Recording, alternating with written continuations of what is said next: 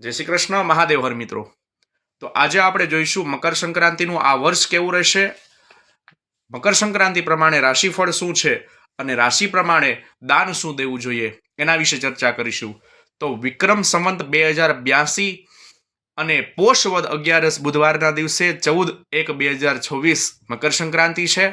બપોરે 3 કલાક અને 6 મિનિટે એ સૂર્યનારાયણ ભગવાન છે મકર રાશિમાં પ્રવેશ કરવાના છે અને નક્ષત્ર પ્રમાણે અનુરાધા નક્ષત્ર છે વૃશ્ચિક રાશિના ચંદ્રમાં પ્રવેશ કરશે.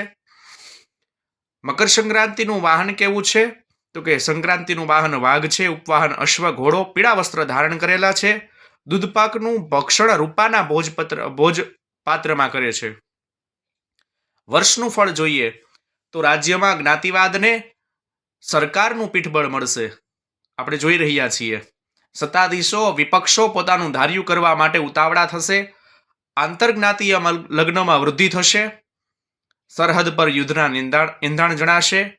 દેશની અંદર અફરાતફરી જોઈ મળશે. ધરતીકંપનું વાતાવરણ જોવા મળશે. વાયુના લીધે એટલે કે વાવાઝોડાના લીધે નુકસાન થાય એવું પણ બની શકે. પશુ માનવો મૃત્યુના મુખમાં ધકેલાય. પશુ અને માનવો છે આ વર્ષે થોડુંક મૃત્યુનો આંક વધશે. એના સિવાય શેર બજારમાં ઉથલપાથલ જોવા મળશે અને જે ખેડૂત વર્ગ છે એને ઋતુ પરિવર્તનથી નુકસાન થશે. અને મિત્રો, સંક્રાંતિના દિવસે જે દાન કરવામાં આવે છે એનું અક્ષય ફળ પુણ્ય પ્રાપ્ત થાય છે. તે દિવસે કરેલું જે દાન છે અથવા તો જપ કીર્તન, ભગવાનનું સ્મરણ કીર્તન, સત્યનારાયણ ભગવાનની કથા, એનું હજારો ગણું પુણ્ય પ્રાપ્ત થાય છે. જેથી આ દિવસે બને એટલું પુણ્ય કરવું.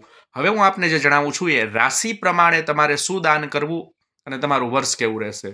તો સૌપ્રથમ મેષ, સિંહ અને ધન રાશિના લોકો છે એને લોઢાના પાયા વર્ષ છે.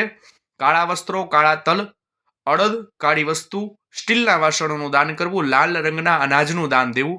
આ વર્ષ છે સંઘર્ષમય રહે. થોડીક ભગવાનની ભક્તિમાં વધારો કરવો. એના માટે શું ઉપાયો છે જાણવા માટે આપેલા નંબર ઉપર કોન્ટેક્ટ કરવો. એના પછી છે વૃષભ, કન્યા અને કુંભ રાશિ. તાંબાના પાયે છે લાલ વસ્ત્રો, લાલ તલ, ગોળ, કંકુ, બદામ, ઘઉં, શિંગદાણા, તાંબાના વાસણો અને લાલ રંગના અનાજનું દાન દેવું. સુખ સમૃદ્ધિમાં વધારો થશે. તમારે કોઈ ટેન્શન રાખવાનું જરૂર નથી. મિથુન, વૃશ્ચિક અને મકર રાશિના લોકોને સોનાના પાયે છે પીળા વસ્ત્રો ધારણ કરવા, પીળા વસ્ત્રોનું દાન કરવું. પીળા રંગનું અનાજ, ગોળ, ચણાની દાળ, પિત્તળના વાસણો, હળદર, ચંદન, સોનાનું દાન દેવું અને સુખ સમૃદ્ધિમાં તમારે પણ વધારો થશે. તમારે પણ કંઈ ટેન્શન નથી.